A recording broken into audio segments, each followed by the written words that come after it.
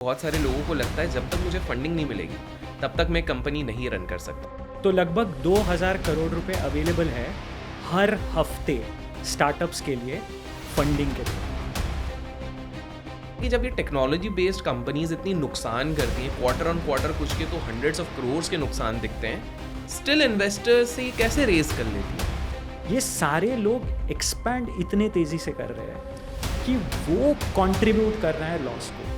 2025 में 3 ऐसे एरियाज जहाँ पे फंडिंग फ्लो हो रही है बड़े इन्वेस्टर्स के। इंडिया की अगर मैं बात करूं तो आज सबसे हॉट सेक्टर है। कुछ समय पहले a lot of investors were flocking in gaming. अचानक से एक टैक्स वाला अनाउंसमेंट हुआ एंड मे बी थोड़ा सा वहाँ पे ड्राइंग अप दिखा गया। आजकल ये स्टार्टअप वाला is a fad, it's a very fashionable statement. Why? Because ये startup founders are big cars, big bungalows, big जो भी है etcetera. We keep on hearing about this thing, this is one of the reasons. और इस चक्कर में कुछ लोग होते हैं वो लाइन क्रॉस कर जाते हैं, obviously they face the consequences after a few years. Entrepreneurship का मेन मोटिव जो है मेरे हिसाब से वो लार्जर विजन कुछ और होती है और पैसा उसका बाय प्रोडक्ट या आउटकम है।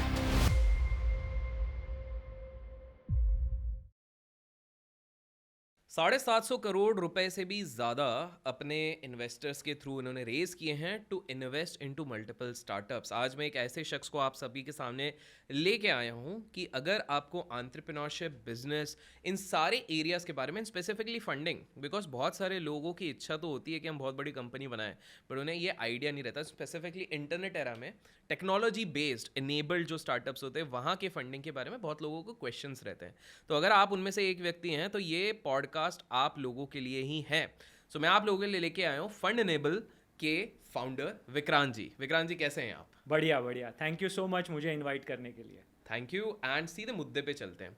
देखिए, फंडिंग एक ऐसी चीज़ है जो आजकल, पहली बात तो बहुत सारे लोगों को लगता है जब तक मुझे फंडिंग नहीं मिलेगी तब तक मैं कंपनी नहीं रन कर सकता हूँ। काफ़ी सारी youth, specifically if I meet काफ़ी सारे जो युवा पीढ़ी होते हैं कॉलेजेस में, स्कूल्स में, उनको लगता है कि यार बिजनेस करने के लिए तो बहुत ज़्यादा फंड्स चाहिए। तो मैं पहले आपका व्यू समझना चाहता हूँ, क्या भारत में आज के समय किसी भी प्रकार के बिजनेस करने के लिए बहुत सारे पैसे की सही में आवश्यकता है या जस्ट अ मिथ?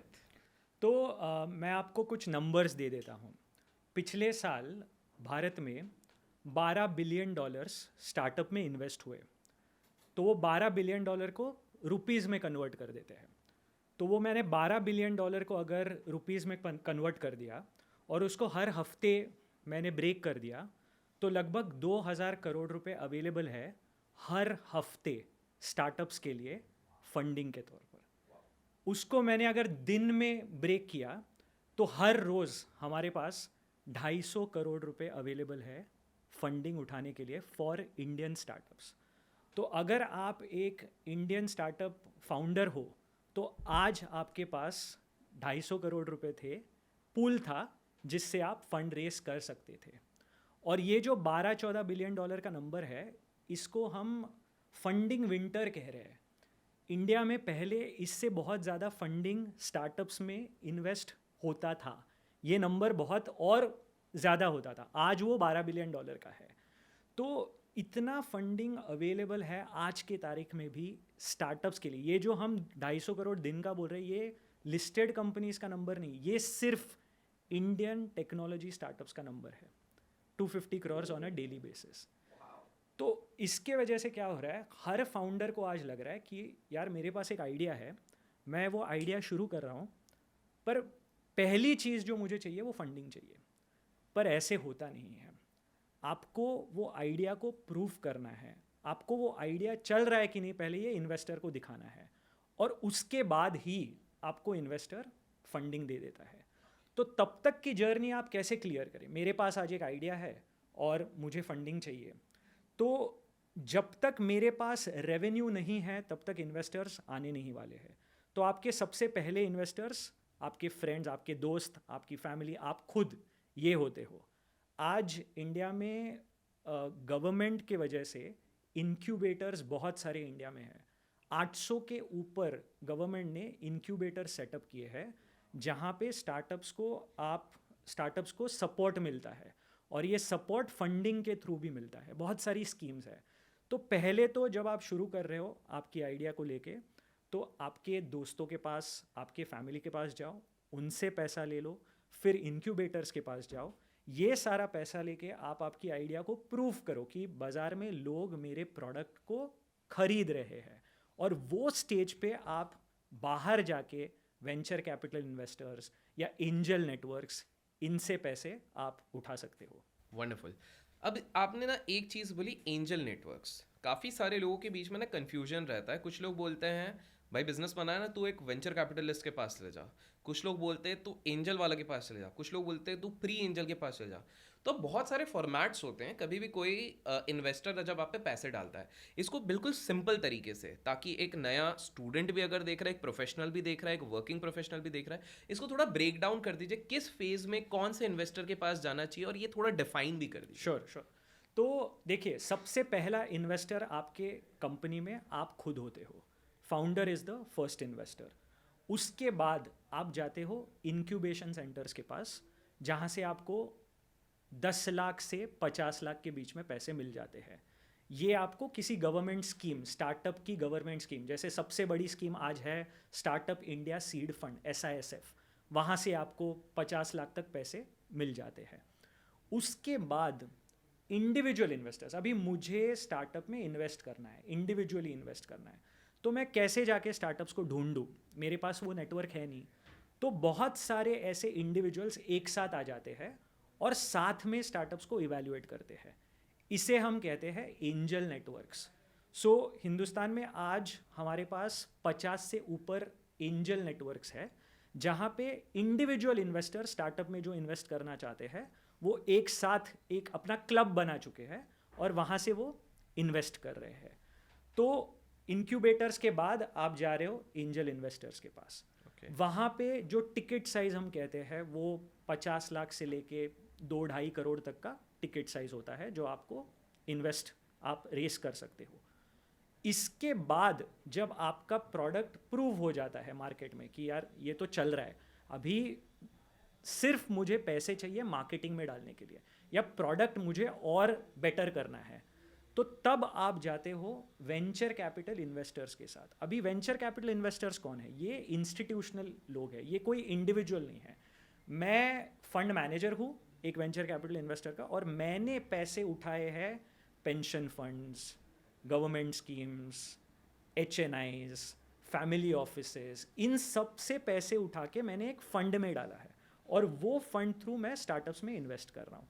तो उसे हम कहते हैं वेंचर कैपिटल इन्वेस्टर्स। तो ये इंस्टीट्यूशनल गेम है।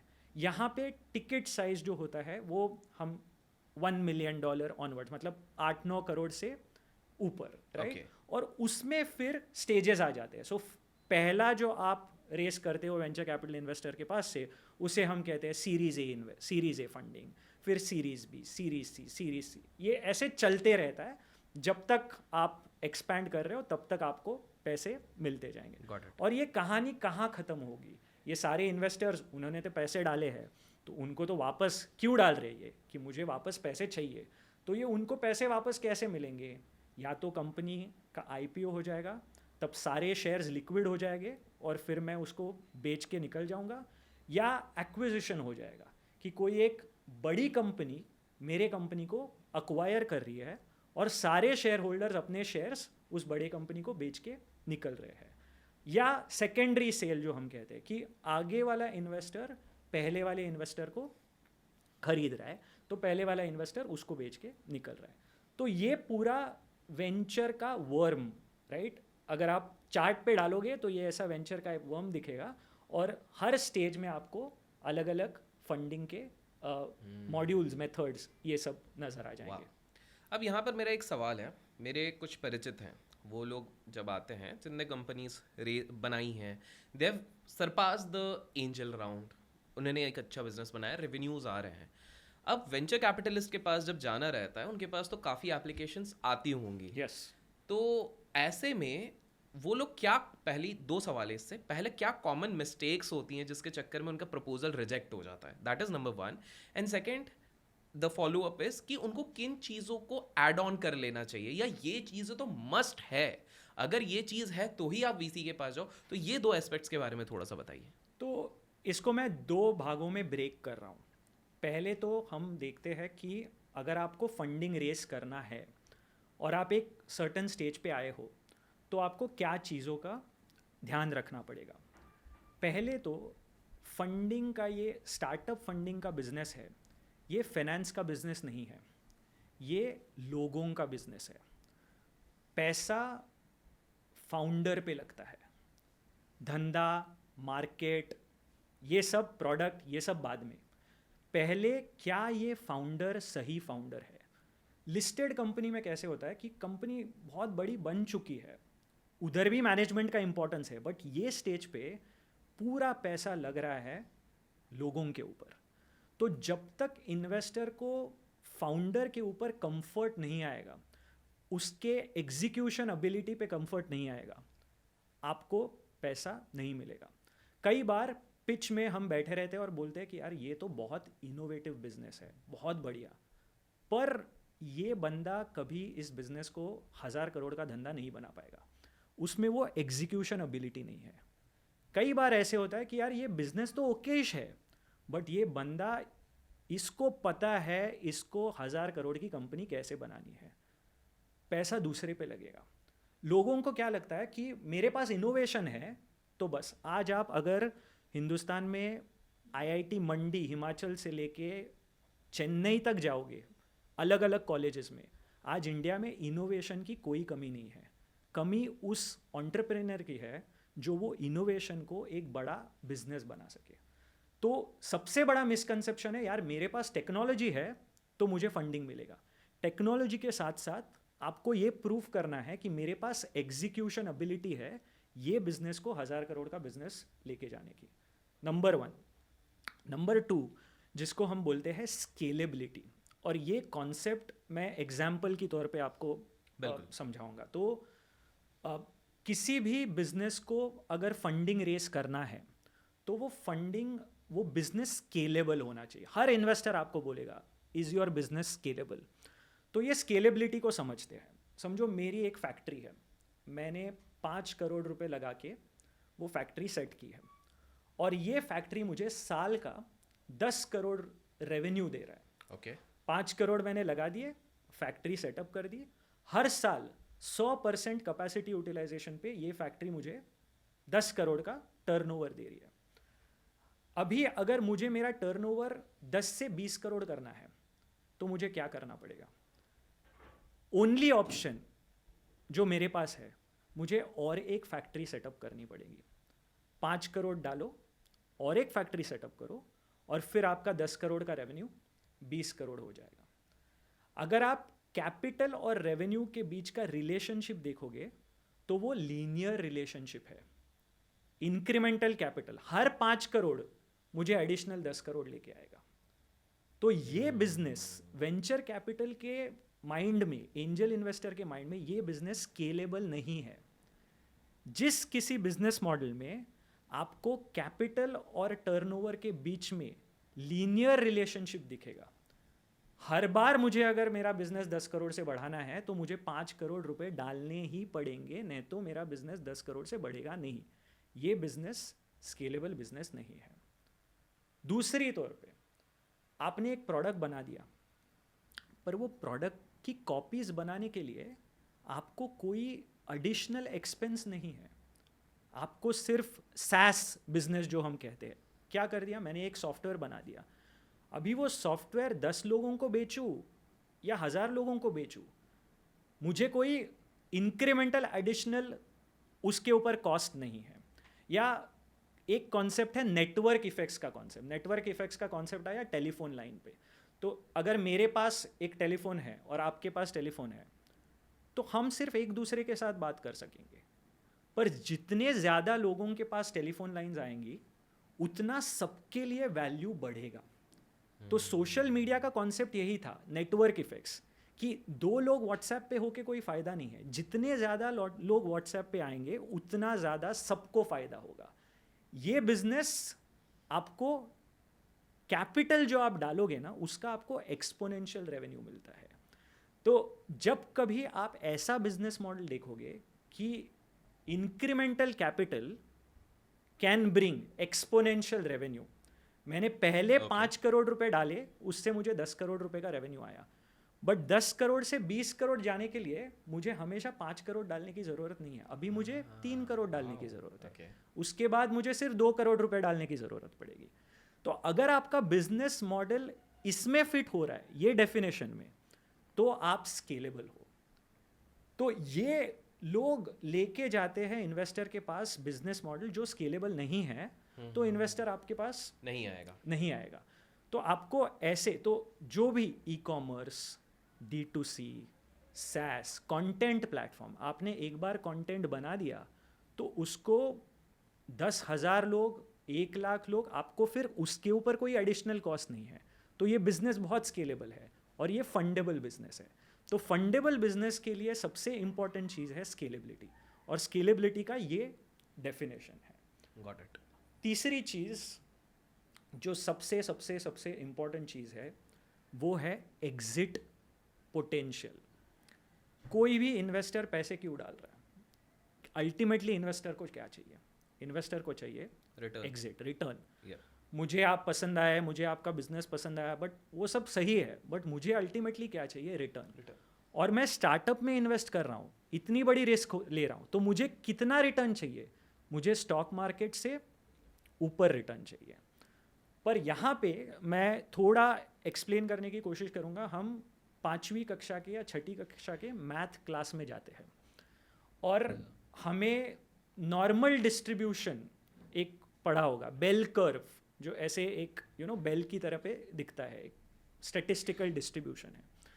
तो वो डिस्ट्रीब्यूशन कैसे चलता है कि अगर मैंने रास्ते पे खड़े होके मैंने हर एक की हाइट मेजर की, तो एक की हाइट थी 5'6", 5 फीट 7 इंच, 5 फीट 1, 30,000 लोगों की या 10,000 लोगों की मैंने हाइट मेजर की और उसका मैंने एवरेज ले लिया। वो एवरेज आ गया 5 फुट 7 इंच। अभी मैंने किसी भी को रैंडमली, एक आदमी को जो पहले मुझे मिला, उसको मैंने चुन लिया और उसकी हाइट मेजर की, तो 60 से 70% प्रोबेबिलिटी है कि वो 5 फुट 7 इंच अपने एवरेज के आसपास ही रहेगा। सडनली आपको ऐसे आदमी नहीं मिलेगा जो 8 फुट का है या 7.5 फुट का है। तो नॉर्मल डिस्ट्रीब्यूशन क्या बोलता है? आप बाहर जाओ, आप डेटा लो, उसका एवरेज निकालो और किसी को भी चुनो, वो उस एवरेज के अराउंड आ जाएगा। तो अगर स्टार्टअप में इन्वेस्ट करना नॉर्मल डिस्ट्रीब्यूशन के तौर पर चलता, तो मुझे क्या करना पड़ता? मैं पिछले 10 साल में स्टार्टअप्स ने कितना एग्जिट में रिटर्न दिया है वो मेजर कर देता। 50 स्टार्टअप्स, 100 स्टार्टअप्स का कितना एग्जिट हुआ है, उसका एवरेज आ गया 30%।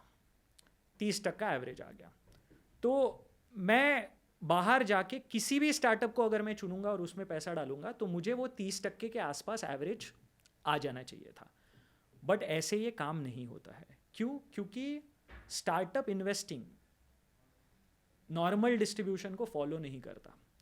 Startup investing power law distribution को फॉलो करता है। और अगर आप एंटरप्रेन्योरशिप में हो, तो जो कॉन्सेप्ट आपको समझना चाहिए वो कॉन्सेप्ट है power law. Power law distribution. Power law distribution में क्या हो रहा है? एक इन्वेस्टर 10 इन्वेस्टमेंट्स कर रहा है, 10 इन्वेस्टमेंट्स में से उसकी 8 इन्वेस्टमेंट्स तो ज़ीरो हो जानी है और उसका रॉन्ग इन्वेस्टमेंट से कोई लेना देना नहीं है। कोई फाउंडर के बीच में झगड़ा हुआ तो वो नहीं चला, मार्केट चेंज हो गया तो नहीं चला, रेगुलेटरी कुछ इश्यूज आए तो वो नहीं चले। तो ये नॉर्म है। अगर मैं 10 इन्वेस्टमेंट्स में इन्वेस्ट करूँगा तो 7 से 8 तो मुझे कोई रिटर्न नहीं दे रहे। जो 2 वो रिटर्न दे रहे हैं वो सुपर नॉर्मल रिटर्न्स दे रहे हैं, और वो सुपर नॉर्मल रिटर्न्स की ज़रूरत है। क्यों? क्योंकि अगर वो 2 मुझे सुपर नॉर्मल रिटर्न्स नहीं देंगे तो मेरे 8 जो फेल्ड इन्वेस्टमेंट्स है उसका पैसा कहाँ से आएगा? तो जो एक सक्सेसफुल स्टार्टअप फाउंडर है उसकी क्या रिस्पॉन्सिबिलिटी है? उसको सिर्फ 2x 3x उसके इन्वेस्टमेंट के ऊपर नहीं देना है, उसको मुझे मेरे 8 फेल्ड इन्वेस्टमेंट्स का भी तो उसी को रिटर्न देना है। Correct. नहीं तो वो कहाँ से आएगा? Correct. तो इसके लिए इन्वेस्टर के माइंड में जो एक्सपेक्टेड रिटर्न है ना स्टार्टअप से, वो 2x 3x 5 साल के ऊपर नहीं है, वो बहुत हाई है। Wow. वो 10-10x के ऊपर, 20x के ऊपर। क्योंकि वो अगर नहीं आया तो मैं पोर्टफोलियो लेवल पे कभी भी पैसे नहीं बना पाऊंगा। तो अगर आप मुझे एक प्रोजेक्शंस दिखा रहे हो और उसमें आप लिख रहे हो कि अगले साल मैं 1 करोड़ का रेवेन्यू करूँगा, उसके बाद मैं 2.5 करोड़ करूँगा, उसके बाद मैं 5 करोड़ करूँगा और 5 साल में मैं 10 करोड़ की कंपनी बनूँगा, ऐसे बिजनेस में कभी इन्वेस्टमेंट नहीं आएगा।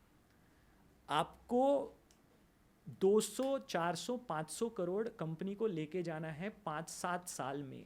7 साल में आपको उसको 250-300 करोड़ के ऊपर तो लेने ही जाना है, तभी आपको कोई वेंचर कैपिटल इन्वेस्टर इन्वेस्ट करेगा, नहीं तो आपको इन्वेस्टमेंट नहीं मिलेगा। तो टीम, स्केलेबिलिटी और एग्जिट, ये 3 बहुत इंपॉर्टेंट पिलर्स है स्टार्टअप को फंडिंग रेस करने के। उससे अलावा भी बहुत सारे मार्केट साइज, कितना मार्केट बड़ा है, आपका प्रोडक्ट में दम है नहीं है, वो सारी भी चीज़ें इंपॉर्टेंट है, बट ये 3 जो हम कहते हैं ना फंडामेंटल्स है अगर आपको पैसे रेस करने हैं तो। वाह। सो जैसे आपने 3 फंडामेंटल्स यहाँ के बताए, वैसे ही 3 फंडामेंटल्स होते हैं इस तरह के अच्छे वीडियो देने के लिए। लाइक, शेयर और सब्सक्राइब अभी तक नहीं किया है तो आप लोग कीजिए, और कमेंट्स में आप ज़रूर पार्ट 2 लिखिए अगर सर के साथ एक और पार्ट चाहिए। Sir, coming back to you, मुझे एक चीज़ बताइए कि आपने इतने अच्छे तरीके से बताया, अगेन गोइंग बैक, बिकॉज आपकी expertise is into technology based investments. That's right. एक बहुत इंटरेस्टिंग फिनोमिनन देखा गया है, इसको मेरे हिसाब से आपसे बेहतर और कोई नहीं समझा सकता है।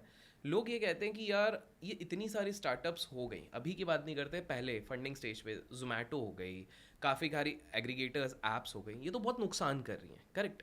अब वो लोग सोचते हैं कि जब ये टेक्नोलॉजी बेस्ड कंपनीज इतनी नुकसान करती हैं, क्वार्टर ऑन क्वार्टर कुछ के तो हंड्रेड्स ऑफ करोड़ के नुकसान दिखते हैं, स्टिल इन्वेस्टर से ये कैसे रेज कर लेती हैं? ये थोड़ा सा अमेजिंग क्वेश्चन, और इसका बहुत ये थोड़ा डिटेल में जाके समझ। बिल्कुल बिल्कुल बिल्कुल। सी, लॉस या नुकसान के 2 प्राइमरी रीजंस हैं। ओके, एक, मेरा धंधा चल नहीं रहा है तो इसके लिए मेरा नुकसान हो रहा है कि कोई खरीद ही नहीं रहा है, मेरा प्रोडक्ट बिक ही नहीं रहा है, मेरे कॉस्ट बढ़ रहे हैं, तो वो लॉस का, वो नुकसान का रीज़न है कि मेरा बिजनेस चल नहीं रहा है। दूसरा रीज़न समझते हैं, मैं कॉन्स्टेंटली ग्रो कर रहा हूँ, डिमांड इतना बड़ा है कि मैं कॉन्स्टेंटली ग्रो कर रहा हूँ। तो जब मैं ग्रो करूँगा तो उसका आउटकम क्या होगा? कॉस्ट बढ़ेगी। एक एग्जाम्पल देता हूँ, मेरा आज मुंबई में एक बिजनेस है और मुंबई के लेवल पे मेरा बिजनेस प्रॉफिटेबल है। आज अगर देखोगे मुंबई में मेरा जो बिज़नेस चल रहा है वो बिज़नेस प्रॉफिटेबल है। समझिए मेरा एक रेस्टोरेंट है और वो रेस्टोरेंट मैं मुंबई में चला रहा हूँ, वो प्रॉफिटेबल है, बट वो फॉर्मेट चल गया है, वो फॉर्मेट लोगों को बहुत पसंद आ रहा है। तो मुझे क्या करना है? मुझे दिल्ली, बेंगलोर, चेन्नई, हैदराबाद, यहाँ पे मुझे रेस्टोरेंट्स खोलने हैं। तो अगर मैं ग्रोथ करनी है, तो अगर मैं ये 4-5 जगहों पे मेरे रेस्टोरेंट्स खोल रहा हूँ तो उसका नतीजा क्या होगा? मेरा रेंट अचानक से बढ़ जाएगा, मेरी सैलरीज अचानक से बढ़ जाएगी, वहाँ पे मुझे मार्केटिंग करना पड़ेगा तो वो अचानक से बढ़ जाएगा। तो मैं उस स्टेज में हूँ जब मैं ग्रोथ कर रहा हूँ। अभी मुझे थोड़ा टाइम देना पड़ेगा मेरे दिल्ली का, बेंगलोर का, चेन्नई का रेस्टोरेंट को मुंबई के लेवल तक आने के लिए, बट तब तक क्या हो रहा है? वो भी फॉर्मेट चलने लगा है। तो मैं क्या बोल रहा हूँ, अरे 20 और जगहों पे मुझे खोलना है। तो क्या हुआ? और लॉस हुआ। तो ये सारी कंपनीज जो इतने तेज़ी से बढ़ रहे हैं, आप जोमेटो का, आप हम क्या ऑर्डर करना जोमेटो से कम कर दिए हैं? नहीं, वो तो बढ़ रहा है। ये सारे लोग एक्सपैंड इतने तेज़ी से कर रहे हैं कि वो कंट्रीब्यूट कर रहा है लॉस को। अगर बिजनेस ही नहीं चलता तो कोई इन्वेस्टर, देखिए आप 100 हजार करोड़ जा रहे हैं, कोई इन्वेस्टर इतना पागल नहीं है कि वो लॉस मेकिंग कंपनी में हज़ारों करोड़ डाले। हम 10 रुपए देने के पहले इतना सोचते हैं, समझिए आप 1000 करोड़ को ही डाल रहे हैं, कितना सोचेगा? तो ये लॉस का कारण अगर एक्सपेंशन है तो वो लॉस वेंचर कैपिटल इंडस्ट्री में ओके है, क्योंकि वो लॉस के बिना मैं एक्सपैंड ही नहीं कर पाऊंगा। अभी ये क्यों थॉट में हमारे आ रहा है कि यार ये लॉस मेकिंग है? हमें देखने की आदत है मैन्युफैक्चरिंग बिजनेसेस को, एसएमईज को। तो एसएमईज में क्या होता था? एसएमईज के लिए एक्सपेंशन क्या है? कोई एक मिड साइज मैन्युफैक्चरिंग कंपनी है, उसका एक्सपेंशन मतलब क्या? मैं और फैक्ट्री लगा रहा हूँ, मैं और इक्विपमेंट खरीद रहा हूँ, मैं एक और जगह पे इंफ्रास्ट्रक्चर सेट कर रहा हूँ। एसएमई ग्रो हुए एसेट लगा के। और एसेट कहाँ पे बैठते हैं? एसेट बैठते हैं बैलेंस शीट पे। तो जब कोई एसएमई एक्सपैंड करता है तो उसका प्रॉफिट एंड लॉस स्टेटमेंट होता है ना, उसके ऊपर इम्पैक्ट नहीं होता है, क्योंकि एसेट का, मैंने अगर 5 करोड़ का मशीन खरीद लिया तो मैं वो मेरे प्रॉफिट एंड लॉस स्टेटमेंट में 5 करोड़ का कॉस्ट नहीं डाल रहा हूँ, वो मेरे एसेट पे बैठ रहा है, उसके अगेंस्ट एक लोन या एक लायबिलिटी क्रिएट हो रही है, और एक बहुत छोटा सा लाइन आइटम जिसको हम डेप्रीसिएशन बोलते हैं वो पीएनएल पे आ रहा है। तो जब एसएमई ग्रो कर रहे थे तब हमें आदत है पीएनएल प्रॉफिटेबल देखने की, हालांकि वो भी पैसे डाल रहे हैं पर वो structurally profit and loss statement में नहीं आता था। अभी आप एक टेक्नोलॉजी स्टार्टअप का देखो, टेक्नोलॉजी स्टार्टअप को ना मैन्युफैक्चरिंग यूनिट सेट करना है, ना उसको मशीनरी खरीदनी है, उसका एक्सपेंशन क्या है, किस में छुपा है? उसका एक्सपेंशन मतलब और लोगों को हायर करो, और मार्केटिंग करो, और प्रोडक्ट को बेटर डेवलप करो। लोगों को हायर करना क्या है? पीएनएल पे कॉस्ट है। मार्केटिंग करना क्या है? पीएनएल पे कॉस्ट है। तो स्टार्टअप का एक्सपेंशन सीधा हिट होता है प्रॉफिट एंड लॉस स्टेटमेंट पे, एसएमई का एक्सपेंशन हिट होता है बैलेंस शीट पे। क्योंकि प्रॉफिट एंड लॉस पे स्टार्टअप का एक्सपेंशन हिट होता है, वो लॉस दिखने लगता है और हमें लगता है यार ये तो लॉस मेकिंग है। असल में क्या हो रहा है? वो एक्सपैंड कर रहा है। तो ये थोड़ा हमें टेक्निकली समझने की जरूरत बट है। आपने काफ़ी आसान शब्दों में इस चीज़ को समझाने का बिल्कुल वो किया है। I am pretty sure audience को ये वाला एटलीस्ट जितना जिनको समझ में आना चाहिए उतना समझ में आया। या यू सेइंग या समथिंग? सो अगेन मुझे ऑडियंस को ये बताना है कि मैं ऐसे नहीं बोल रहा हूँ कि आपको लॉस मेकिंग कंपनी चलानी चाहिए फंडिंग रेस करने के लिए। वो नहीं मैं कह रहा हूँ, राइट? बट अगर आपका प्रोडक्ट चल रहा है और अगर आपको ग्रो करने के लिए पैसे चाहिए, जिसको हम बॉटल नेक कहते हैं, बॉटल नेक अगर कैपिटल है और अगर आपका प्रोडक्ट चल रहा है तो फिर आपको पैसे मिल जाएंगे। सर आप फंडिंग इंडस्ट्री से मुझे ये बताइए 2025 में 3 ऐसे एरियाज जहाँ पे फंडिंग फ्लो हो रही है बड़े इन्वेस्टर्स के। सो देखिए, अभी इंडिया की अगर मैं बात करूं तो आज सबसे हॉट सेक्टर है डिफेंस टेक, सबसे हॉट सेक्टर है स्पेस टेक। इंडिया, हमारे पास इतने लोग हैं तो कंज्यूमर रिलेटेड जो भी होगा वो हमेशा चलता रहेगा, क्योंकि 140 करोड़ के बेस पॉपुलेशन पे brand creation, right, increasing disposable income, ये सब चीज़ों की वजह से कंज्यूमर रिलेट D2C जैसे हम कहते हैं वो चलते ही जाएगा। आज हम नया बज़वर्ड सुन रहे हैं जो है AI। तो आज कोई भी चीज़ AI रिलेटेड है तो इन्वेस्टर इंटरेस्टेड है। तो डिफेंस, स्पेस, हेल्थ, सबसे बड़ी चीज़ हेल्थ टेक या एनीथिंग रिलेटेड टू हेल्थ, ये भी एक बहुत बड़ा एरिया है इन्वेस्टमेंट के लिए। एनर्जी ट्रांजिशन, ये भी एक बहुत बड़ी थीम है 2025 में, कि हम फॉसिल फ्यूल्स कंज्यूम करना कम करके सोलार हो गया, रिन्यूएबल्स हो गए, ये सब एनर्जी ट्रांजिशन बहुत बड़ी थीम बन गई है। सर्क्यूलर इकोनॉमी, प्लास्टिक रिसाइकलिंग, जो हम रिसाइकल करने की कोशिश कर रहे हैं वो सारी चीज़ें आज एक बड़ी इन्वेस्टमेंट थीम बन गई है। तो इसको हम सर्क्यूलर इकोनॉमी कहते हैं। तो अगर आपका स्टार्टअप सर्क्यूलर इकोनॉमी में फिट हो रहा है तो वो भी एक आज बहुत बड़ी थीम है।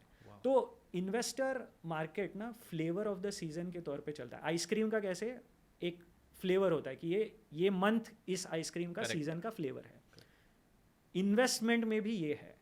आज AI अगर है तो कल शायद वो ना रहे। तो अगर आप आज ये सोच के स्टार्टअप शुरू करते हो कि अरे यार मैं AI स्टार्टअप शुरू करूँगा, 1 साल बाद मुझे फंडिंग मिलेगा, तो शायद वो ना हो, क्योंकि तब का फ्लेवर ऑफ द सीज़न कोई और हो।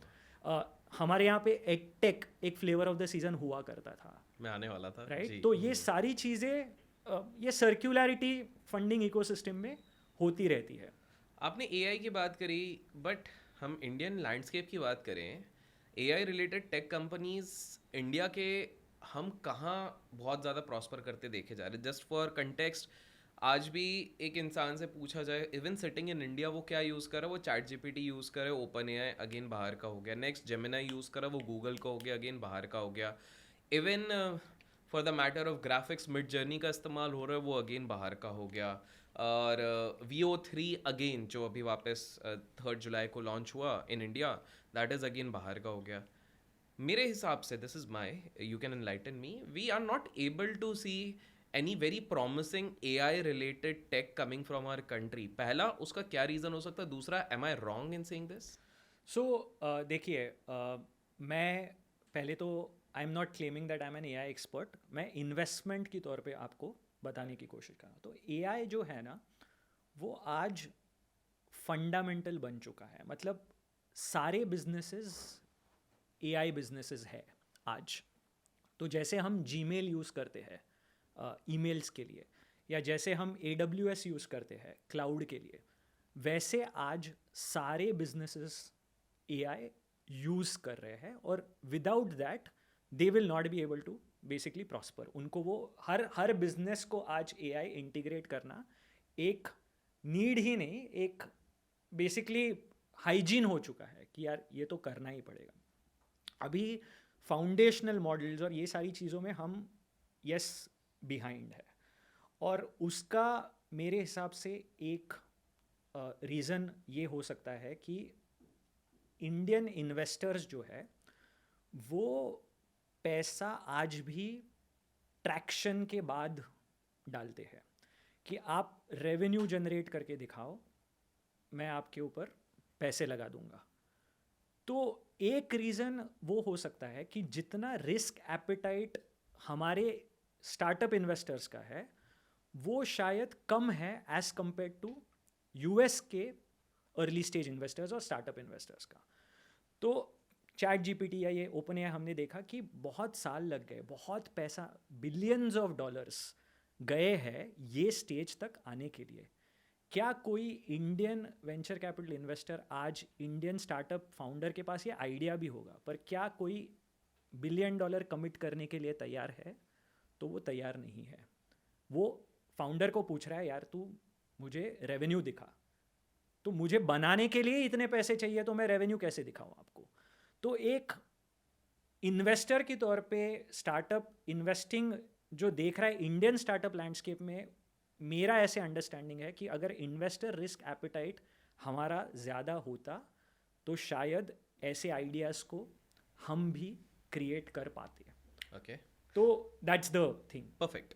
मुझे एक चीज़ बताइए, because you sit on the investor side, ऐसा कौन सा एरिया आपको लग रहा है जहाँ पर the investors are actually looking, भाई हमारे पास we are having hot cash, we want to put, but उस तरह के लोग नहीं आ पा रहे एंटरप्रेन्योर्स। तो basically I am talking about some sector या सम एरिया जहाँ पर इन्वेस्टर्स रेडी हैं कि भाई हम पैसा डालना चाहते हैं, लेकिन वहाँ से हमें ज़्यादा या तो प्रपोजल्स नहीं आ रहे, आ भी रहे तो इतने अच्छे। Because I want to give our audience a space कि बॉस यहाँ पर लोग ढूंढ रहे हैं, investors are looking for investing, लेकिन आप लोग ही उसके लिए तैयारी नहीं कर रहे हो, दैट इज। तो is there any certain space? So देखिए, डीप टेक जिसको हम कहते हैं, डीप टेक मतलब बहुत ज़्यादा उसमें टेक्नोलॉजी का कोर इन्वॉल्वमेंट बहुत ज़्यादा है।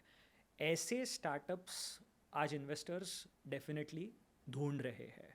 और वो डीप टेक ना एक टर्म है जो सेक्टर अक्रॉस सेक्टर्स कट होता है। तो हेल्थ में भी आपका एक डीप टेक स्टार्टअप हो सकता है, IoT related, industrial IoT related भी आपका डीप टेक में स्टार्टअप हो सकता है। तो आज हम जो देख रहे हैं ना, सारे मोस्ट ऑफ इंडियन स्टार्टअप्स ये सारे B2C पे बहुत ज़्यादा फोकस्ड है। और वो उसका रीज़न भी है क्योंकि इतने सारे, हमारा सबसे बड़ा स्ट्रेंथ जो है वो लोग, राइट, कंज्यूमर बेस। तो कंज्यूमर को छोड़ के इसके अलावा जो सेक्टर्स है, इसके अलावा जो सेगमेंट्स है, उसमें इन्वेस्टर्स बहुत सारे इंटरेस्टेड है। और अभी आप देखोगे तो बहुत सारे सेक्टर स्पेसिफिक इन्वेस्टर्स भी इंडिया में है। तो मैं सिर्फ B2B, जो भी B2B प्रोडक्ट बना रहा है उसी में इन्वेस्ट करूंगा। ऐसे भी इन्वेस्टर्स आ चुके हैं। कोई इन्वेस्टर्स बोल रहे हैं कि जो भी हेल्थ रिलेटेड है मैं सिर्फ उसी में इन्वेस्ट कर दूंगा, राइट। और कोई इन्वेस्टर्स है जिनको हम कहते हैं सेक्टर एग्नोस्टिक, तो जहाँ कहाँ भी अपॉर्चुनिटी मिलेगी वो वहाँ पे इन्वेस्ट कर देंगे। Amazing. तो ये सारी चीज़ें हमें देखनी पड़ेगी। अब मुझे एक चीज़ बताइए, आपने जैसे बताया यहाँ पर आप लोग इन्वेस्ट कर सकते हैं, ऐसे मुझे समझना है कि 3 core issues which are there with the core founders, जिसके चक्कर में उनको बस फंडिंग लेते लेते रुक जाते हैं। बिकॉज यू इनिशियली मेंशन कि इट इज़ वेरी इंपॉर्टेंट कि एक टीम अच्छी हो, ये सारी चीज़ों, बट फाउंडर्स में ऐसा क्या दिख जाता होगा कभी कभार इन्वेस्टर को कि रहने देते हैं, लेट्स नॉट इन्वेस्ट? सबसे बड़ी चीज़ जो है वो ये ना, इन्वेस्टिंग जो स्टार्टअप इन्वेस्टिंग है ये आर्ट एंड साइंस है। तो हमने तो साइंस की चीज़ें, स्केलेबिलिटी, मार्केट साइज, ये सब साइंस का पार्ट हुआ। जो आर्ट का पार्ट है, अल्टीमेटली देखिए, अगर मैं पैसे इन्वेस्ट कर रहा हूँ तो मुझे आपके ऊपर कॉन्फिडेंस, आपके ऊपर भरोसा, मुझे आपके कैपेबिलिटीज़ के ऊपर कॉन्फिडेंस, वो सारा आना चाहिए। और वो कहीं कहीं ना कुछ चीज़ें ऐसी होती है वो खटक लेती है, जिसकी वजह से एग्जाम्पल? अभी I will tell you my personal example. Okay, personal example, और ये बहुत ही, किसी इन्वेस्टर को ये बहुत ही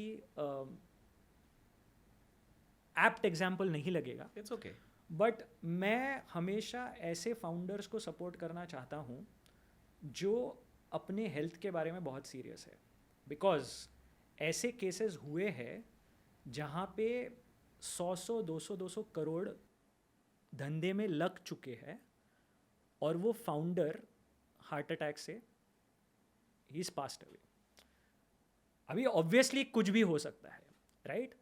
पर अगर पिच के बाद नीचे गाड़ी जाते वक्त मैंने देखा यार ये फाउंडर तो सुट्टा मार रहा है, राइट, तो मैं थोड़ा सोचूंगा यार करना चाहिए कि नहीं, ये रिस्क है, राइट? दूसरी चीज़, इन्वेस्टर के पास आप आ रहे हो 1 करोड़ रुपए रेस करने के लिए, और जाते वक्त आप आपके BMW 5 सीरीज से निकल गए, तो फिर से क्वेश्चन है यार, ये अगर इसके पास इतना पैसा है तो ये 1 करोड़ के लिए फंडिंग के लिए क्या ये अपने खुद के बिजनेस में बिलीव नहीं करता है? कुछ प्रॉब्लम है क्या, राइट? तो ये सारी चीज़ें इश्यूज है। Third, compliance. सबसे बड़ा आज अगर इंडियन स्टार्टअप जिस चीज़ से जूझ रहा है वो है कंप्लायंस। बहुत सारे फ्रॉड, साइफनिंग, इसके केसेस निकल आए हैं। तो ये सारी चीज़ें ड्यू डिलिजेंस में निकलती है कि यार ये पर्सनल एक्सपेंसेस, बहुत सारे अपने खुद के पर्सनल एक्सपेंसेस ना कंपनी के नाम पे बुक कर रहा है, राइट? यूरोप में वेकेशन के लिए गए हैं फैमिली को लेके और दिखा रहे हैं मार्केटिंग एक्सपेंसेस, राइट? तो इस पे इंटेंट पे सवाल आ जाते हैं, और इंटेंट पे ऊपर अगर आपके सवाल आ गया तो फंडिंग आपको बिल्कुल नहीं मिलेगी। रॉ मटेरियल, पैसे का रॉ मटेरियल क्या है? अगर हम सोचने की कोशिश करें, what is the raw material of money? Yuval नोआ हरारी ने अपने बुक में लिखा है, सेपियंस में, raw material of money is trust. आपको पैसे तभी मिलेंगे जब कोई आपके ऊपर ट्रस्ट करेगा। तो कोई भी फैक्टर आपके इन्वेस्टर के डिस्कशन के वक्त ट्रस्ट को अगर हैम्पर कर दिए तो आपको, आप कितने भी अच्छे बिजनेसमैन हो, आपको पैसे नहीं मिलेंगे। तो ये जो रॉ मटेरियल है पैसे का, ट्रस्ट, इसको आपको सेफगार्ड करना है, और वो सबसे बड़ी चीज़ है। देखिए, जब आप कॉन्फिडेंस की बात कर रहे हैं, और आपने एक और चीज़ कुछ समय पहले कही थी कि जिसका हिंदी इंटरप्रिटेशन ये होगा कि उगते सूरज को सबका सलाम, तो जो सेक्टर जो बर्निंग होगा that is where the fund is flowing. But इसमें हमारे देश का स्पेसिफिक अगर हम बात करते हैं, we are a lot of times just one regulation away from disrupting the entire economy of that particular sector. Example के तौर में कुछ समय पहले a lot of investors were flocking in gamings. अचानक से एक टैक्स वाला अनाउंसमेंट हुआ एंड मे बी थोड़ा सा वहाँ पे ड्राइंग अप दिखा गया। अगेन आपने बिल्कुल सही कहा कि आज शायद कोई AI का बन के रखा है मॉडल, कुछ रहा है, तो people are ready if it is good. We don't know what happens after 1 year, कुछ और नया आ जाएगा, IoT एक नेक्स्ट लेवल, कुछ भी हो सकता है। वैसे ही सिमिलर केस हुआ था आज से 5-6 साल पहले, 2018 specifically, crypto. Everybody who was making any sort of investments into crypto firms, काफ़ी सारे, and suddenly Indian landscape की बात करता हूँ because the taxation came and all those things, a lot of firms are not interested in investing into these guys.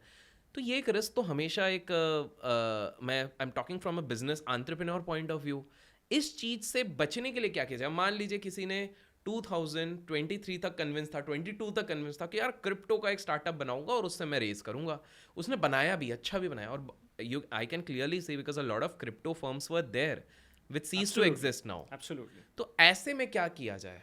सो देखिए, regulatory risk ये बहुत बड़ी रिस्क है, और इन्वेस्टर्स अगर किस चीज़ से डरते हैं तो वो रेगुलेटरी रिस्क है.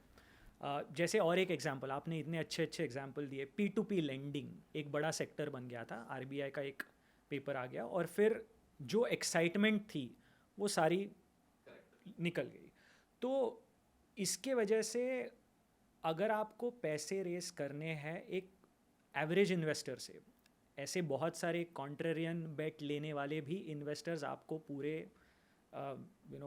दुनिया में मिलेंगे. और ऐसे आपको ज़रूरी नहीं है कि इंडिया से ही फंडिंग रेस करना है, ऐसे आपको ज़रूरी भी नहीं है, आप कहीं और पे भी कंपनी स्ट्रक्चर कर सकते हो. बट सेफ़र ये होगा फाउंडर के लिए अगर आप ऐसे सेक्टर से दूर रहे जहाँ पे रेगुलेटरी रिस्क बहुत हाई है, या जहाँ पे रेगुलेशन का एक बहुत बड़ा इम्पैक्ट आपके ऊपर हो सकता है. तो अगर ये जान के मैं उसमें एंटर कर रहा हूँ तो फंडिंग चैलेंज हो जाएगा. अगर अचानक से कुछ आ गया, राइट, तो फिर कोई कुछ नहीं कर सकता है. और उसमें इन्वेस्टर्स को भी ये पता है कि रेगुलेटरी रिस्क है और वो फैक्टर्ड इन है डिसीजन में, राइट. क्योंकि startup investing is not safe. Okay, ये सेफ बेट नहीं, और सेफ्टी इन्वेस्टर चाह भी नहीं रहा है. अगर सेफ बेट लेना होता तो FD में पैसे डाल देते, स्टॉक्स में पैसे डाल देते. वो सारा हो चुका है, ये जो बड़े इन्वेस्टर्स हैं उनका वो सारा हो चुका है. और 5%, 5 या 10% से कम आपके पोर्टफोलियो का 5 या 10% स्टार्टअप में जाता है.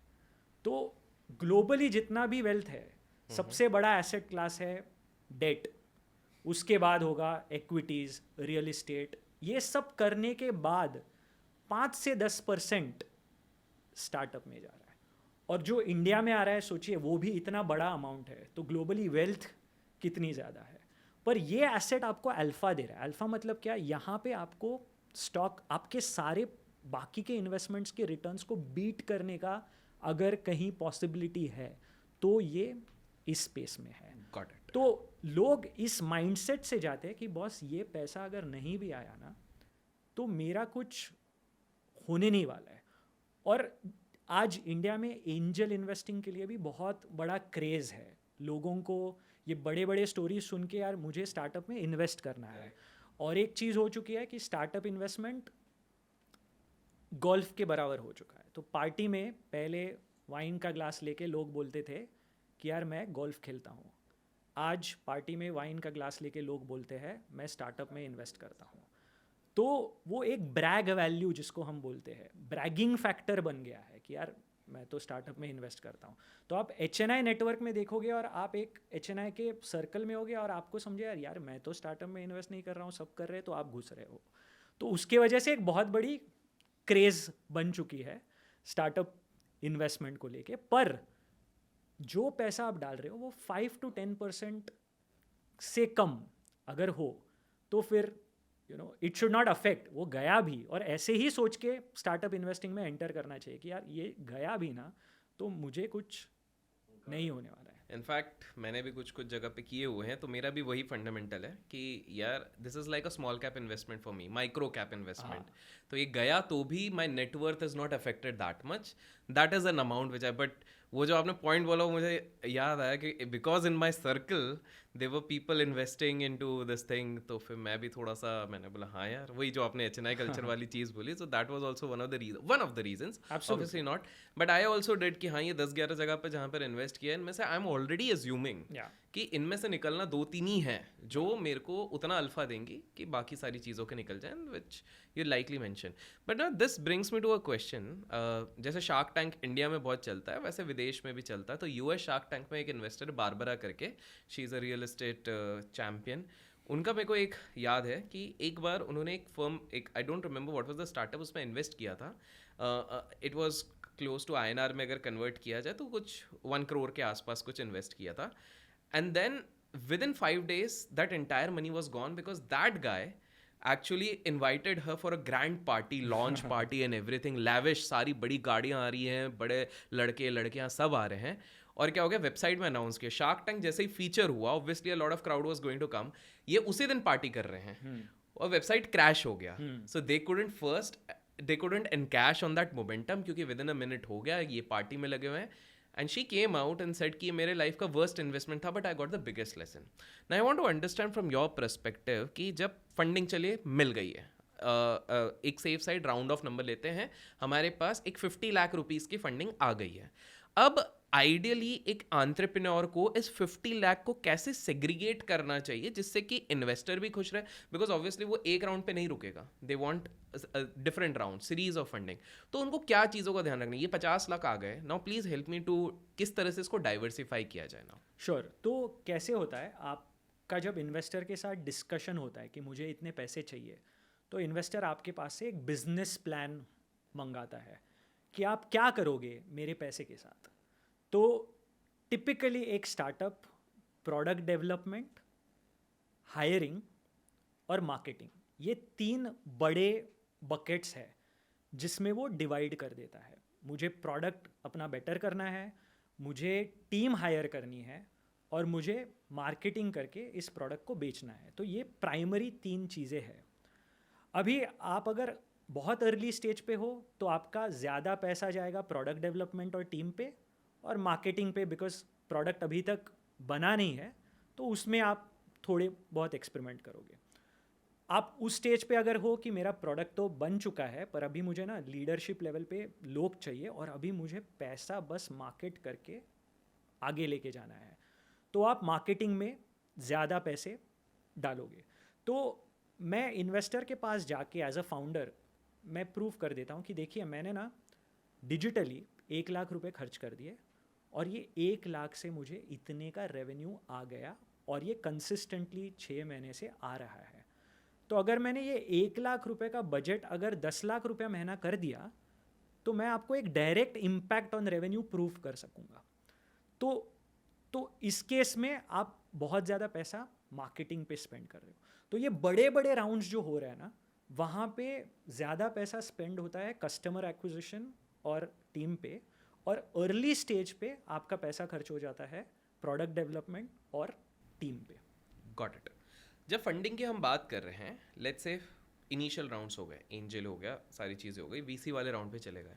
इंटरेस्टिंगली ये देखा गया है कि काफ़ी सारे फाउंडर्स को इन्वेस्टर खुद पैसे देने के बाद अगर वो बर्न नहीं कर रहे, बर्न रेट नहीं है, तो वो एजम्पशन एक लगा के चलते, भाई तुम तो काम ही नहीं कर रहे हो. Why is it so? क्योंकि भाई हार्ड अर्न मनी है. और बहुत सारे जो एंटरप्रेन्योर्स होते हैं, फर्स्ट टाइम एंटरप्रेन्योर्स, अचानक से जब वो देखेंगे कि इतने करोर्स XYZ दिख रहा है अकाउंट में, they are not use to spend that kind of money, क्योंकि वो बनिया दिमाग से उन्होंने पूरा बिजनेस बनाया हुआ है. I want to understand 2 things. First, why is the investor, few investors, I may not know all, but why they focus so much on कि burn क्यों नहीं कर रहे हो, क्यों नहीं expand कर रहे हो. Every meeting they are like कि भाई ये क्यों नहीं किया, वो क्यों नहीं किया. That is number 1. And second I want to understand is it even wise? क्योंकि वो बेचारे बंदे ने एकदम कॉस्ट कटिंग कर करके, वो स्टार्टिंग में ऑफिस में खुद आके झाड़ू लगाता था, ये सारी चीज़ें करी हैं. And now all of a sudden because the funding is out there, the investor is saying तुम झाड़ू भी क्यों लगा रहे हो, भाई लगाओ, तुम उल्टा तुम बाई क्यों रख रहे हो, तुम एक सर्विस ले लो, दे विल प्रोवाइड.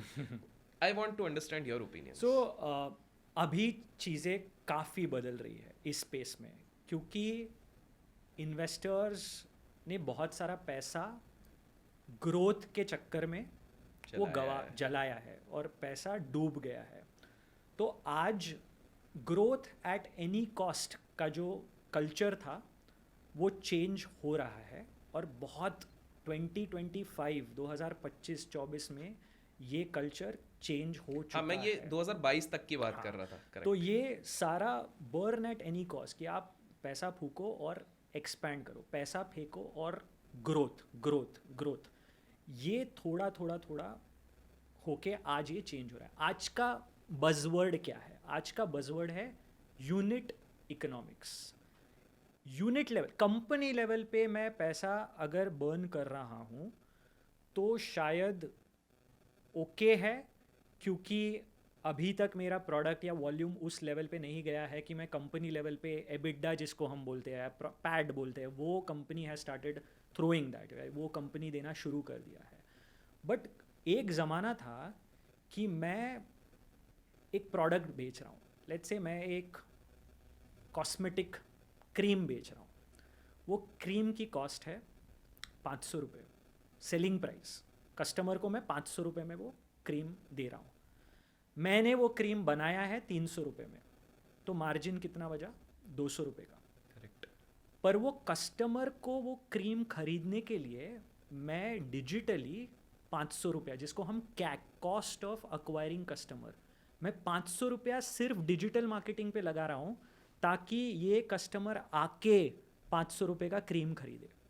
तो क्या हो रहा है, 200 रुपया मेरा मार्जिन था, पर मैंने वो कस्टमर को लेके आने के लिए 500 रुपये जलाए. तो नेट प्रोडक्ट लेवल पे ही मैंने 300 रुपये गवा दिए. तो ये बिजनेस है unit economic negative business. Okay, its unit economics negative. कि यार product unit economics negative business क्या है? मैं एक मेरे प्रोडक्ट पे 200 रुपये का नोट चिपका के, 100 रुपये का नोट चिपका के भेज रहा हूँ, ऐसे आप समझिए. डिस्काउंट सब कुछ करके मैं मेरे जेब से वो प्रोडक्ट बेचने के लिए मेरे जेब से पैसा लग रहा है. आज लोग क्या बोल रहे हैं, आज इन्वेस्टर्स क्या बोल रहे हैं? बस कंपनी लेवल पे आप लॉस मेकिंग हो, ठीक है, पर यूनिट लेवल पे जो आप चीज़ बेच रहे हो उसका जो पैसा आ रहा है और उसके रिलेटेड जो डायरेक्ट कॉस्ट है, वो मार्जिन थ्रो कर रहा है क्या, वो मार्जिन दे रहा है क्या, कितना मार्जिन दे रहा है, वो इम्पॉर्टेंट है. दूसरी चीज़ इम्पॉर्टेंट जो हो चुकी है विच इज़ रिपीट कस्टमर्स. हमें क्या चाहिए? हमने मार्केटिंग करके कस्टमर को अक्वायर कर दिया. अभी हमें चाहिए वो कस्टमर हमारे पास बार बार आए, ताकि हम उससे एक कस्टमर से और ज़्यादा पैसे कमा सकेंगे. तो रिपीट बिहेवियर बहुत इंपॉर्टेंट हो चुका है. क्योंकि अगर रिपीट बिहेवियर नहीं है तो क्या हो रहा है, 10 स्टार्टअप्स है सिमिलर डोमेन में. प्रोटीन का एग्जाम्पल लेते हैं, इतने सारे स्टार्टअप्स है, इन सबके पास फंडिंग है. आज मैंने ये प्रोटीन ट्राई किया, इंस्टाग्राम पे ऐड देखी, मैंने परचेस कर लिया. पर कल मैं किसी और प्रोटीन का प्रोडक्ट खरीद रहा हूँ, तो जो पहले वाले ने हमारे ऊपर पैसा खर्च किया है एक्विजिशन पे, वो तो चला गया क्योंकि रिपीट बिहेवियर किक नहीं हुआ. तो आज ब्रांड आपका या प्रोडक्ट आपका असल में चल रहा है कि नहीं, इसका बेंचमार्क क्या है? Repeat behaviour. अगर कस्टमर को आपका प्रोडक्ट पसंद आया है तो वो बार बार आके आपके पास वो प्रोडक्ट खरीदेगा. तो यूनिट इकोनॉमिक्स पॉजिटिव और रिपीट कस्टमर बिहेवियर, ये दो चीज़ें आज के तारीख में इन्वेस्टर्स के माइंड में बहुत हाई है. क्योंकि अगर उस लेवल पे भी मैं अगर पैसे जला रहा हूँ तो यार ये बिजनेस स्केल करूँगा तो और ज़्यादा पैसे बर्बाद हो जाएंगे. That is the concept. Got it. ये जब एडटेक का बीच में पूरा मामला चला था, जिसके चक्कर में अचानक से फंडिंग फ्रीज हुए थे काफ़ी ज़्यादा in the edtech space because of one big giant falling down. ये ना बहुत सारे लोगों को अब एक डर कभी कभार न्यू कम इन्वेस्टर्स को देता है कि यार हम सब कुछ करेंगे बट एक टाइम आ जाएगा जब फंडिंग पूरे मार्केट में फ्रीज भी हो सकता है. Because you stand on the investor point of view. मैं ये समझना चाहता हूँ कि देखिए पैसा तो दुनिया में बहुत है, लोगों के पास, बड़े लोगों के पास बहुत है. डू यू रियली थिंक कि ये पैसा, मतलब at least till the time we are alive and our audience is alive, ये कभी रुक सकता है? Because this also demotivates a lot of people from stepping into entrepreneurship कि यार हम एक टेक प्लेटफॉर्म बनाएंगे, सब बनाएंगे, टेक का भी बनाएंगे, लेकिन यार अचानक से 2-3 साल अगर फंडिंग ही रुक गई, मार्केट में ही फंडिंग, जैसे बीच में खबरें चली थी कि मार्केट, और एक्चुअली में when I was going to circles I realise कि हाँ इन्वेस्टर्स के पास है बट वो रुके हुए थे. तो do you think, and first ये होता क्यों है, ये अचानक से investors they become very cautious, होता क्यों है?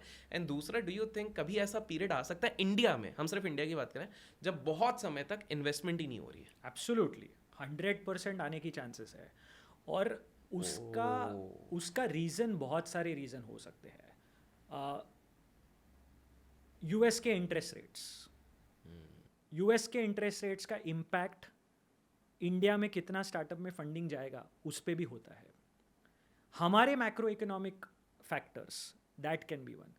एग्जिट, सबसे बड़ी चीज़ आप देखिए, अगर इन्वेस्टर्स इतने पैसे डाल रहे हैं पर यार एग्जिट ही नहीं मिल रहा है, तो लोग सोचना चालू कर देंगे ना यार कि मैं इतना पैसा डाल रहा हूँ, मैंने इतने स्टार्टअप्स में इन्वेस्ट किए हैं बट पैसा मेरा बना नहीं, या पैसा जितना बनना चाहिए था, मैंने मार्केट में, स्टॉक मार्केट में ज़्यादा पैसा कमा लिया एज़ कम्पेयर टू स्टार्टअप्स. तो ये बहुत सारे फैक्टर्स हैं जिसके वजह से फंडिंग स्लो डाउन हो सकता है. और एडटेक का जैसे रीज़न है, वो सेक्टर को ही पूरा इम्पैक्ट हो गया। तो एक टाइम था जब आप ईमेल में इन्वेस्टर्स को लिख रहे थे कि I am an edtech startup, वो ईमेल देखते ही रिजेक्ट कर रहा था कि मुझे एडटेक में जाना ही नहीं नहीं जाना है, है, करेक्ट। क्योंकि ओवर इन्वेस्टमेंट्स, चैलेंजेस, वो सारी चीज़ें हो चुकी थी। तो एक एंटरप्रेन्योर को क्या करना चाहिए? एक एंटरप्रेन्योर को धंधा बनाना चाहिए विदाउट एक्सपेक्टिंग कि यार फंडिंग आ जाएगा तो ही मेरा धंधा चलेगा। आपका धंधा आप ऐसे बनाओ कि वो फंडिंग आए ना आए वो धंधा चलेगा। फंडिंग आए तो मेरा धंधा और तेज़ी से भागना शुरू कर देगा, बट इसका मतलब ये नहीं है कि मेरा धंधा बंद हो जाएगा। आप इन्वेस्टर के लिए बिजनेस मत बनाओ। आपके बिजनेस के अराउंड अगर इन्वेस्टर फिट हो रहा है तो ठीक है, बट स्पेसिफिकली इन्वेस्टर के लिए, फंड रेजिंग के लिए आप जब धंधा बनाना शुरू करते हो, जो बहुत सारे स्टार्टअप्स करते हैं कि यार ये इन्वेस्टर के लिए कैसे दिखेगा, फिर चैलेंजेस शुरू हो जाते हैं। तो अगर फंडिंग रुक गया तो बिजनेस शट डाउन हो जाता है। आइडियल केस क्या होना चाहिए? अगर फंडिंग नहीं आया तो मेरा बिजनेस तो चल रहा है, बस मैं 10x ग्रो कर पाता था, 5x ग्रो कर पाता था, उसके जगह पे मैं ऑर्गेनिकली ग्रो कर रहा हूँ, बट बिजनेस इज ग्रोइंग। तो वो माइंडसेट लेके आप चलाओ कि धंधा बनाओ, अगर उसके अराउंड इन्वेस्टर बैठे तो सही। इन्वेस्टर के लिए धंधा बनाओ तो फिर पैसा नहीं आएगा तो आपका धंधा बंद हो जाएगा। और ये भी हमें सोचने की ज़रूरत है कि failure in entrepreneurship is a very normal thing. Entrepreneurship में, बिजनेस में फेल्यूर ये नॉर्मल है। तो कोई भी आपको 2-3 बिजनेसेस के बाद आपका शायद क्लिक हो, ऐसे ज़रूरत नहीं है कि मैंने पहला बिजनेस शुरू किया वही क्लिक हो गया, वही बड़ा हो गया, वो एक आउटलायर केस है। बट एंटरप्रेन्योरशिप में ऐसे ही होता है, आप मल्टीपल चीज़ें ट्राई करते हो और आप मल्टीपल टाइम्स फेल करते हो, और फेलियर इन एंटरप्रेन्योरशिप उसमें कुछ एम्बैरस होने की ज़रूरत नहीं है, वो पार्ट एंड पार्सल है। तो फेलियर तो होने ही वाला है, इन्वेस्टर के साइड से, फाउंडर के साइड से, ये हमें एक्सेप्ट करना चाहिए और उसी बिजनेसेस को सपोर्ट करना चाहिए जिसमें हम बिलीव करते हैं। एंटरप्रेन्योरशिप के लिए आपको क्या लगता है, इंडियन एग्जांपल्स दीजिएगा कि ये कुछ ऐसे एग्जांपल्स हैं जो हमें एक आम इंसान जो चाहे फंडिंग ले रहा हो नहीं ले रहा, बूटस्ट्रैप जो भी कर रहा है, उसको लेना चाहिए। And there are certain lessons with these entrepreneurs. I would prefer कि आप इंडियन, क्योंकि हम लोग बाहर के काफ़ी एग्जांपल देते थे, इलॉन मस्क है, Absolutely. डोनाल्ड ट्रंप है, वुड प्रेफर कुछ इंडियन एग्जांपल आप दीजिए जिससे कि हम सीख कर सकें इंस्पिरेशन। तो देखिए, मैंने जिस कंपनियों के साथ फंडिंग रिलेटेड काम किया है, इन्वेस्टमेंट्स किए हैं, उसी के बारे में बात करना Perfect. चाहूँगा। और मेरा बहुत फेवरेट कंपनी है ई मोटर एड, और वो बिज़नेस इलेक्ट्रिक साइकिल का बिज़नेस है। तो यूएस और यूरोप में इलेक्ट्रिक साइकिल ये बहुत फेमस है। यूरोप में तो इलेक्ट्रिक साइकिल्स हर एक के पास 2-2, 3-3 हो सकते हैं, राइट? बहुत प्रोडक्ट बहुत फेमस है, और सबसे बड़ा प्रोड्यूसर इलेक्ट्रिक साइकिल का चाइना था। तो ये 4 एंटरप्रेन्योर साथ में आए, ई मोटर एड के फाउंडर्स, और उन्होंने कहा कि बॉस हमें ये बदलना है, हमें इंडिया को इलेक्ट्रिक साइकिल्स का हब बनाना है, क्योंकि बहुत बड़ी अपॉर्चुनिटी है। और हम लोग उनको बोले यार चाइना का कॉस्ट आप कैसे मैच कर पाओगे? तो सारी चीज़ उनके दिमाग में थी, हम कॉस्ट भी मैच कर पाएंगे, हम वो मार्केट को क्रैक भी कर पाएंगे। सडनली कोविड के अराउंड, कोविड के बाद क्या हुआ, बहुत सारी anti dumping duties, US Europe जब चाइना से कुछ भी इंपोर्ट कर रहा था तो बहुत ड्यूटीज़ लगने लगी, और इंडिया एक बहुत अच्छा डेस्टिनेशन बन गया। तो कॉस्ट के तौर पे हम चाइना की कॉस्ट को मैच नहीं कर पाए, पर टैक्सेस कंसिडर करें तो यहाँ से अपना प्रोडक्ट कॉम्पिटिटिव प्राइस पे जाने लगा, और वो बेसिस को लेके इन्होंने इलेक्ट्रिक साइकिल्स का बिजनेस लॉन्च कर दिया। अभी इलेक्ट्रिक साइकिल्स के बिजनेस को इतना बड़ा करना, इंडिया से मैन्युफैक्चरिंग, बैटरी पैक से लेके चार्जर्स से लेके सारी चीज़ें, आप पुणे के फैक्ट्री में अगर जाओगे तो आपको दिखेगा उन्होंने एक गीगा फैक्ट्री सेटअप की है इंडिया में टू मेक इलेक्ट्रिक साइकिल्स। कोई भी फाउंडर क्या बोल रहा था, यार कोई भी इन्वेस्टर, कोई भी फाउंडर इनको बोल रहा था यार चाइना के साथ कैसे compete कर पाओगे, चाइना के साथ compete कैसे कर पाओगे। ये एक बहुत बड़ा एग्जाम्पल है ई मोटर आर्ट का कि आप कोई भी प्रोडक्ट लो, आप चाइना के साथ compete कर पाओगे using China plus one what ever different strategies पर से। और इसमें इन्वेस्टर्स ने बहुत पैसे डाले हैं। इसमें क्लाइमेट इम्पैक्ट इन्वेस्टर, क्योंकि इलेक्ट्रिक साइकिल आपके कार्बन एमिशंस को कम कर रहा है, तो क्लाइमेट यूएस के क्लाइमेट इम्पैक्ट इन्वेस्टर्स ने पैसे डाले हैं, सिंगापुर के बहुत बड़े फंड्स ने पैसे डाले हैं, MS धोनी ने, उन्होंने इस कंपनी में पैसे डाले हैं। And MS Dhoni has great ads YouTube पे ई मोटर आर्ट के, बहुत फेमस हो गई थी, बोले जो कोयल की ई मोटर आर्ट की ad। तो आप सोचिए ये सारी जर्नी एक 4-5 साल की जर्नी है। तो एक फाउंडर के जो ड्रीम्स है कि यार मैं दुनिया को कॉन्कर करूँगा ये एक प्रोडक्ट से, और वो 4-5 साल में कंप्लीट करना और उसको रेलेवेंट टाइम पे फंडिंग का साथ मिलना, ये एक इंडियन स्टार्टअप के लिए बहुत बड़ी चीज़ है। मैं क्यों इस कंपनी को रिस्पेक्ट ज़्यादा करता हूँ, क्योंकि देखिए ई कॉमर्स, ऐप बनाना, सॉफ्टवेयर बनाना, मैं ऐसे नहीं कर रहा हूँ कि ये डिफ़िकल्ट नहीं है, बट एक फिज़िकल प्रोडक्ट मैन्युफैक्चर करके एक्सपोर्ट करना ये बहुत डिफिकल्ट। एक कैटेगरी इंडिया में क्रिएट करना कि यार 50,000 की साइकिल, 30,000 की साइकिल लोग आज इंडिया में खरीद रहे हैं, इलेक्ट्रिक साइकिल्स। आप डिलीवरी बॉयज़ देखोगे, डिलीवरी बॉयज़ भी आज इलेक्ट्रिक साइकिल्स खरीद रहे हैं। तो ये एक मार्केट, नया मार्केट सेट किया है।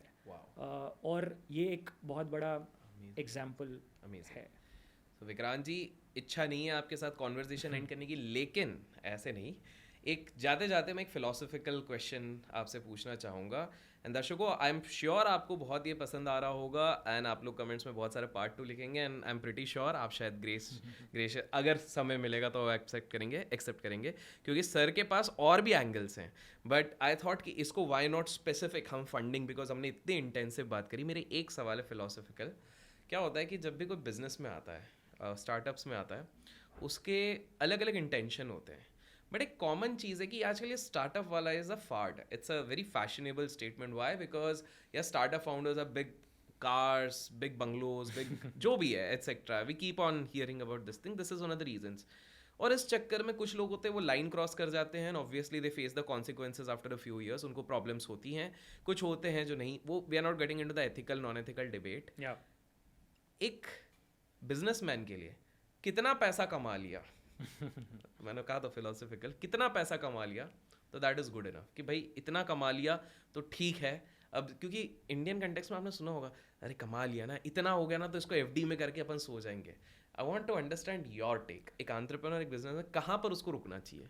सी एंटरप्रेन्योरशिप का मेन मोटिव जो है मेरे हिसाब से, वो लार्जर विजन कुछ और होती है, और पैसा उसका बाय प्रोडक्ट या आउटकम है। तो एक कंपनी का मैं एग्जांपल देता हूँ, वर्क इंडिया करके कंपनी है जो हायरिंग स्पेस में है।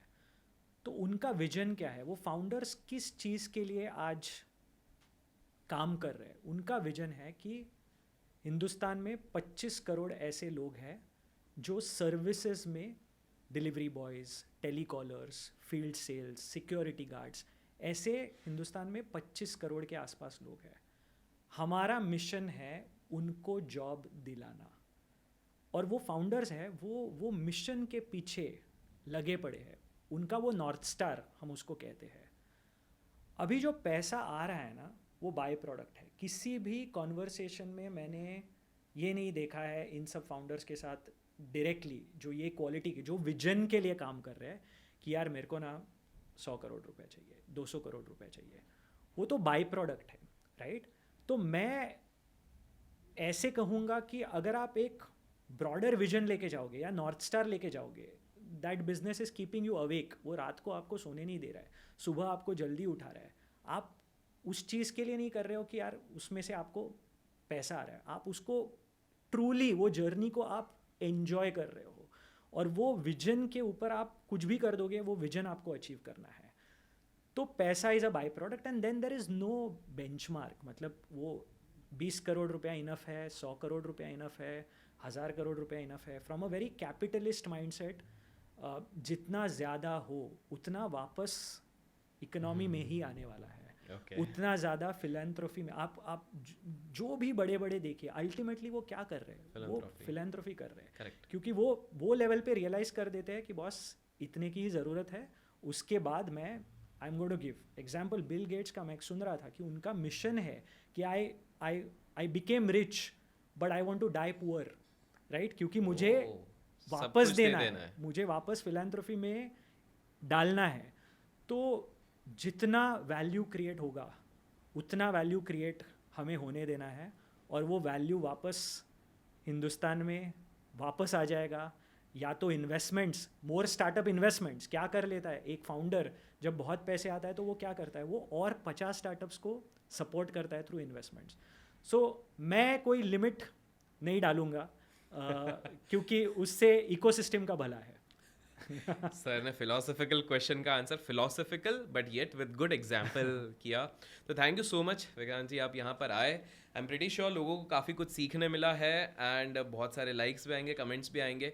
मैं दर्शकों से रिक्वेस्ट करूंगा कि आपके कमेंट्स में फंडिंग रिलेटेड, एंटरप्रेन्योरशिप रिलेटेड जितने क्वेश्चन से आप लिख दीजिए, सो दैट नेक्स्ट टाइम जब हम विक्रांत सर से मिलते हैं हम वो सारे सवालों का जवाब उनसे लें। So thank you so much. Thank you so much, thanks a lot guys, इसी तरह सीखते रहिए, लर्न करते रहिए, ग्रो करते रहिए। लाइक नहीं किया तो अब तो लाइक कर दीजिए, बिकॉज वो फ्री में होता है। मिलते हैं अगले वीडियो में।